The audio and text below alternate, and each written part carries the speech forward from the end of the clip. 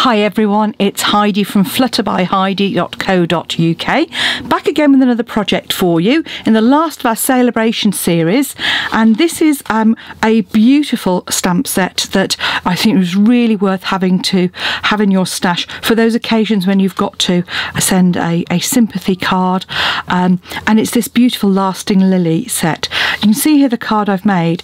The lovely thing about this set is there is now available these coordinating dies to go with it, so you could hand cut these items out if you wanted, but what I'm going to show you today is how I use the dies to actually improve the placement on my card, rather than my dies jumping around a bit. So you can see in here, actually these are some of the bits that I prepare, and what I'm going to do is say hopefully give you some hints and tips in using your Stamparatus to help you with those die cuts.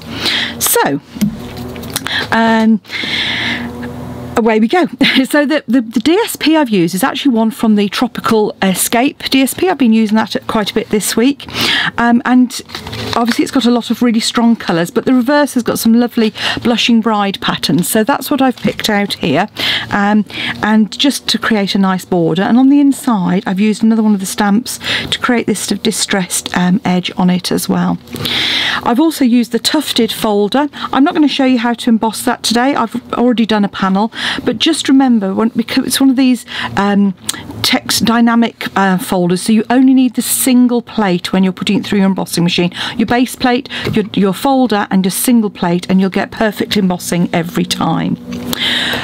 Okay, so on with the card. So we're going to start with a piece of cardstock that just needs trimming down from A4. So it's 10.5 by 29 centimetres. You probably can't see the 29, it's just off to the right there, but just line it up the 29 and cut, and then you're going to score at 14.5. So just score simply there, and that creates our tent fold card that's nice and upright, which I think is perfect for these lilies. I'm then going to cut my DSP, and I'm creating some very narrow borders on this. So my DSP is just a few millimetres shorter, so I'm going to cut it at 10.2 and 14.2 as well. I'll obviously put measurements on my blog in inches for those of my friends who are across the pond, but these are just some standard sort of narrow layers, so you can see that creates just a very fine border all the way around. I've then already cut and embossed my cardstock, my lemon lime twist. So this piece of lemon lime twist is 9 by 13 centimetres, which you can't see there, but it is 13 by 9 centimetres, and again I've just taken 3mm off this, so this is 8.7 by 12.7, and that just gives us our border. So because it's embossed, I'm actually going to use some Tombow glue. That just helps you. What you're not doing is you're not squashing anything in the pattern, just add a little bit in the middle there just to keep that nice and flat, and just layer that up onto your piece of lemon lime twist and set that to one side to dry while we're creating our layers. And again, on the front of the card you could obviously use your snail if you wanted to. I've got my Tombow to hand, so that means I'm just going to add a little bit of a layer across there, and again pop that on the very front of my card, creating that really nice narrow border, just a few mil around the edge. Again, pop that to one side, just reinforce. I forgot to reinforce my bone fold. That's really important when you're doing a tent fold card. And then while that's off to one side, before I put that to one side, I'm just going to use the textured image again from the same stamp set and just come down on the edges there. It just gives a subtle effect of a little frame around the edge. And you could put more or less as you wanted. I'm just going to reinforce that one. and all the way around. So as you can see there, just a subtle little finish. Now, next thing I'm going to show you is what I do with my to help with my images. What I actually do is I use the dies and die cut out of basic black cardstock, basically a frame for each of the dies in the pack. I've done the two stems together, but these are the flowers. I've done the two stems separately as well for other occasions, and I just keep those in my in a little CD wallet in my stamp set, because when it comes to stamping, I'm actually going to be using those die cuts to keep everything in one place. So I'll show you first of all with the label. So I put my die cut label here. I die cut one out of Whisper White that I can then just slot into there, and I can then ink up my stamp. In fact, let me show you how I position my stamp. So it doesn't matter, this one actually is slightly wonky. That doesn't matter, because what you're going to do is position your stamp as you want it, fold it over, and then when you pop this back in, you know that it's going to line up. So I've created my little frame here, pop my die cut in, and this is great when you're making any number of anything that's cards, and you can make them really quickly. So just do my with sympathy there. I can pop that to one side. I can take my plate off, and let's actually do my small floral image now. So this is my small lily. So to line it up, what I do is I put my frame in, I add my black frame, and then to make sure it lines up, I then pop this into the middle, and because it's photopolymer I can see that it sort of lines up, and you know that it's going to fit onto your die cut. I'm just moving it about so I've got a little border. Pick up your stamp, and then the next thing you do is pop your die cut in, like so, ink it up, and then press down,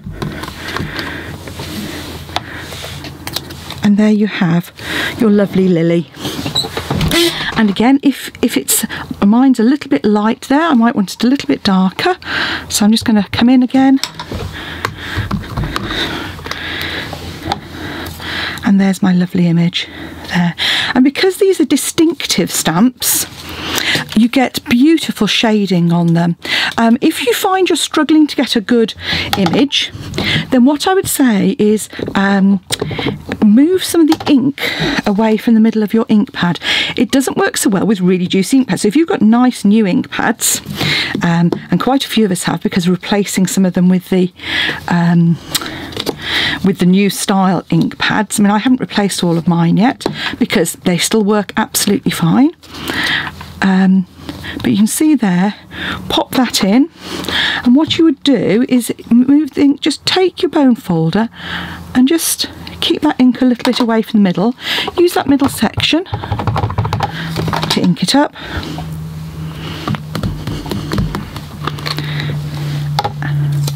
And there you have your lovely, hopefully you can see that beautiful detail on there. So I've done that. I've done my small lily. I've got my other plate to one side here, which has got my leaves on. So exactly the same process, whereby you pop your frame in place, you add your die cuts like so, and that's, you can see why I use a light colour, because it just makes it a little bit easier.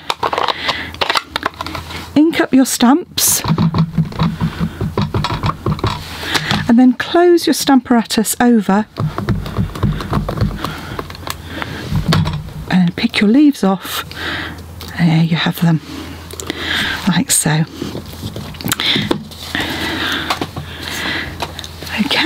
And then my final leaf is the large leaf, and that's what I've used, which I've just cut in half. So again, I'll put my ink away because everything's getting covered in ink. I'm such a messy crafter. Right, last little one is popped in here. And then after that, it's really just an assembly job. But doing it this way means that if you're doing several cards, I mean, it might not be for a sympathy card, but certainly when it comes to Christmas, using this technique means that you can actually you waste fewer. And if you have problems with things jumping around on your magnetic plate, this may well help. So stamparatus away, ink away. And then really now what we're doing is assembling. So I'm going to locate my scissors, which of course have disappeared in the mess that is my desk. Okay, I'm not going to find my scissors, I'll have to use one of my other scissors. I'm first of all going to cut a second label in half, and then I'm going to start assembling. So this is for the larger one. I'm just going to pop a little bit of wet glue on the back there and pop that on the bottom and leave that to go to one side. Do the same with my small lily.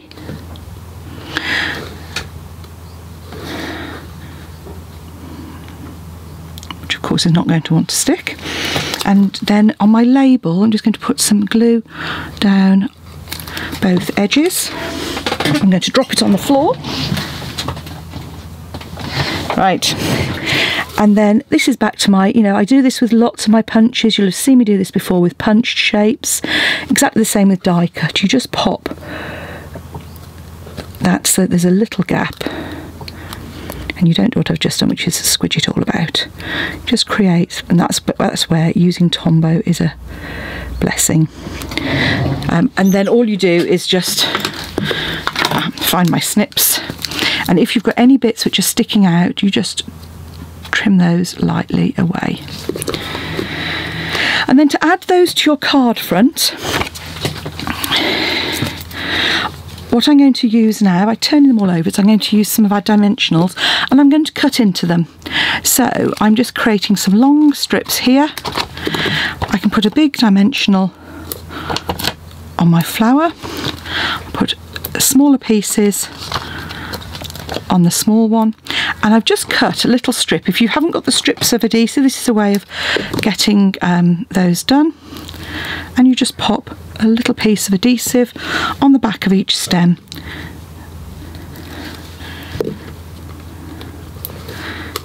And with my second one, I'm just cutting across the leaf and do the same again. Just add little pieces of dimensional. Use all those little scraps up, so just pop a little piece on the back there. I'm making a really rubbish job of that, aren't I? And then, now we've got all our pieces, you can then proceed to arrange them. So I've decided to put my lily, large lily to the right. So I'm popping that. Why does it always go wrong on videos? Okay, there's my larger lily. I'm leaving that hanging off at the bottom.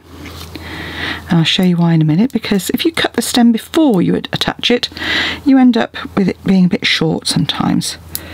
So pop my smaller lily there, pop my leaf to one side, and my other piece of leaf to this side, pop a dimensional on my sentiment, and then turn your card over and just snip in line, and all that remains is for you to pop dimensionals on the back. And as usual, as I say, you don't need to cover the back with dimensionals, one in each corner, or as on a larger piece, so 3 down either side or around both sides. Take those backings off, You're truly a crafter when you find those everywhere in your house. And all of a sudden, we're ready to finish assembling our card. And there you have a sympathy card using the beautiful Lasting Lily set and the Stamparatus to help make our die cut images fit onto our pieces. I hope you enjoy making it. Don't hesitate to go to my blog and place your order for £90, and then you get this stamp set for free. That order can include the coordinating dies, and hopefully you'll be able to make some beautiful cards to have in your stash for those occasions when you need them. Thanks for watching. Come back and see me soon. Bye.